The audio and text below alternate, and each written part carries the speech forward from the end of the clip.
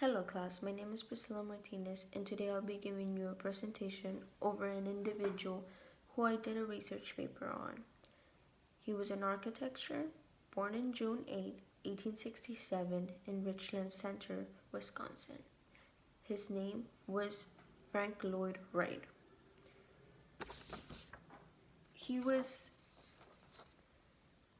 His goal was to build within the land that they have, within having to mix everything, nature, the surrounding, the environment, and not destroy what was already there, but to make the beauty grow with the building that he was going to have there.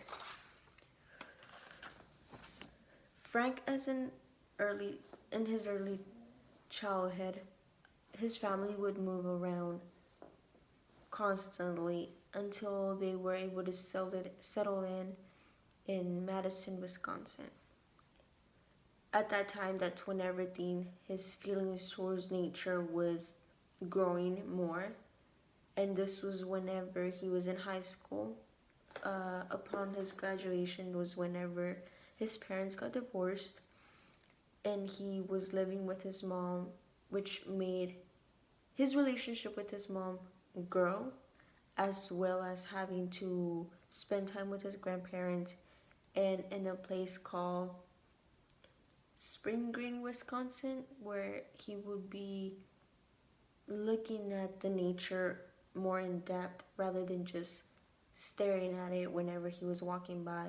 He would look at every detail, how the sun hit the flowers, the grass, how the grass was shaped, the land was shaped as well. It would just be a matter of actually looking at the nature and the environment that he was in. That's whenever he had a way of thinking that's what he liked. As he graduated from high school, he went to the university, which was one of his ways of also having to study architecture in books. But as every other college student, he had to make money in order to pay his tuition. That's whenever he decided to work for that's whenever he decided to work and paid his tuition as well as helping his family economically.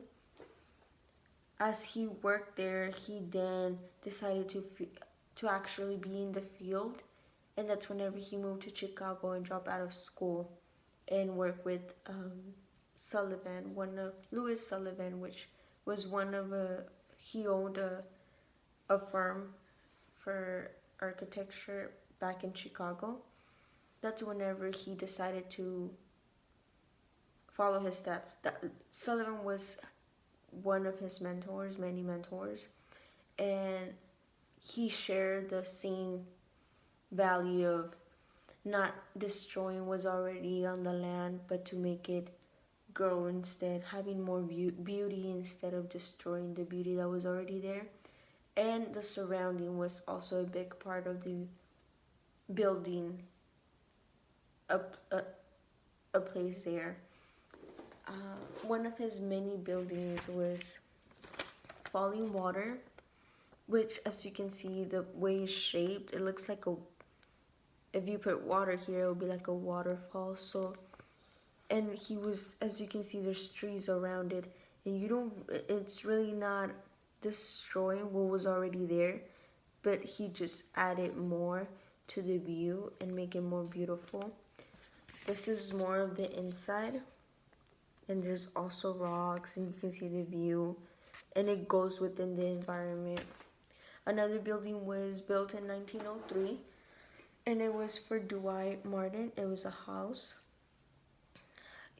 Dwight D. Martin was a businessman in Chicago, and this is the house, the inside, and it's also goes with the outside rather than just making a building there.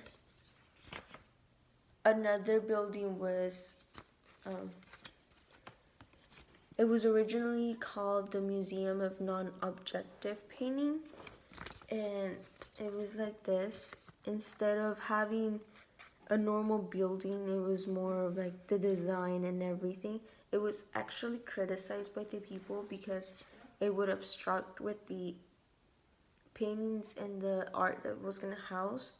Instead of the people were looking at the building. It was one of his best buildings out of so many that he built.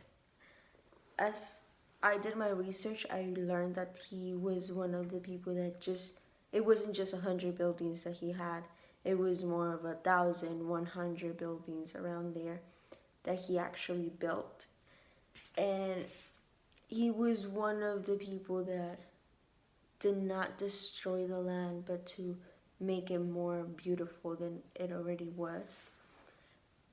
And this is why I decided to do my research paper on him, because art, it should not destroy what we already have, but it should give us more beauty and admire what we already have.